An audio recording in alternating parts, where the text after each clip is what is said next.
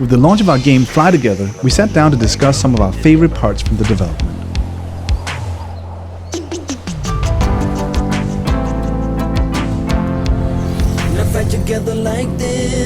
Okay, another thing that I think is amazing is yet another thing that people won't notice if it just works, right? And that has to do with the drop-in style of multiplayer game that we've tried to make here, right? You know, because Fly This, which was sort of like the bones that this was made on, right, was a single-player experience. And we wanted this to be both a single-player experience, but also be a multiplayer experience. How do we do that? The original objective was we want people to be able to play through all the campaign levels, and they shouldn't have to, like, oh, we're 4 players, we can't play, or oh, we're 1 player, we can't play. It should be playable with any number of players, right? And we kind of bit off more than we could chew, almost, without realizing it, because going through the game and realizing there's like, oh, this level is only really fun if you're only controlling 2 airplanes. But if you're 4 players, now you're fighting over who gets to play the game, and that's not very good, right?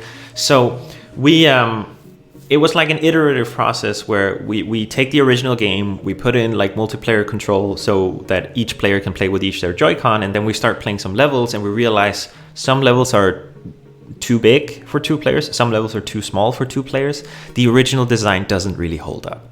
So what do? I guess what we have to do is every single level in the game now scales with the amount of players that you are, and there will always be enough airplanes for each player to control, and all the score goals and everything will scale accordingly so that you always feel properly challenged, not too hard, not too easy, no matter what number of players that you are.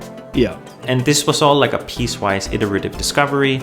We made some drastic changes to the base game that I honestly think today are like, the game is way better for it than what the original game was, at least in my personal opinion. I like playing this one way better. A big part of the original game and the original draw and difficulty of the game was that, for example, if you crash an airplane once, you lose the game and you have to start over.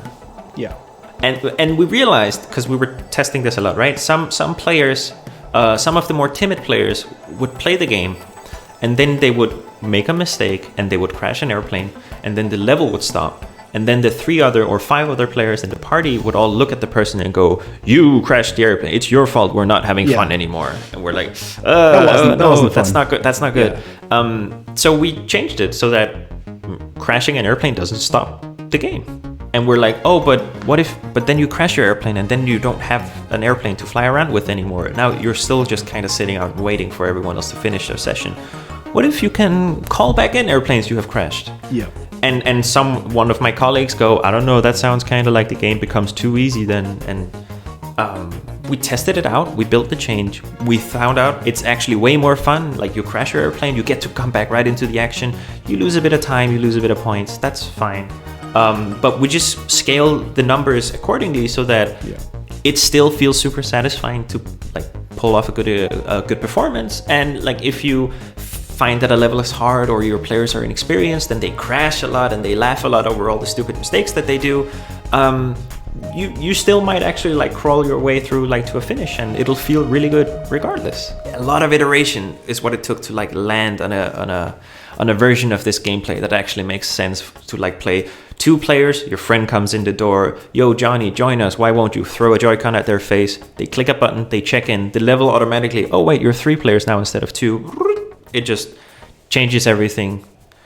I'm super relieved to see it done. Yeah, me too. Because it's really one of those cases where people probably won't notice. Hopefully they won't notice, right? Grading the difficulty in a game like this is so important, right? It's what makes the difference if whether or not you're having fun or not, and whether or not you're being, challenged. I played this game with my 7-year-old son, right? And so he's then now become a super pro, right, at it. But to begin with, like, we wanted to have a game that was super inclusive. You could play with anyone, right? I think motion control is kind of part of this. Motion control is like this really physical thing where people can really understand it. You don't have to be a gamer to point that thing. This is why the Wii was so successful, right? In so many other demographics. Yeah, I remember. And I feel like this game has some of that, and we wanted to mirror that. We couldn't take the because of course we're coming from Conduct Together, which is a very difficult co-op game. It is very punishing. There's a lot of finger pointing in that game, and we wanted to try something else with this game where if you're a pro team playing it, there's definitely goals for you to aim for, right? It definitely it scales and gets really hard. But we also wanted everyone to be able to pick it up and have fun playing it. And I think it's the game that we've made that I have been able to play with the most people around me. And like family members and friends and people who are maybe not as hardcore a gamer as my son is.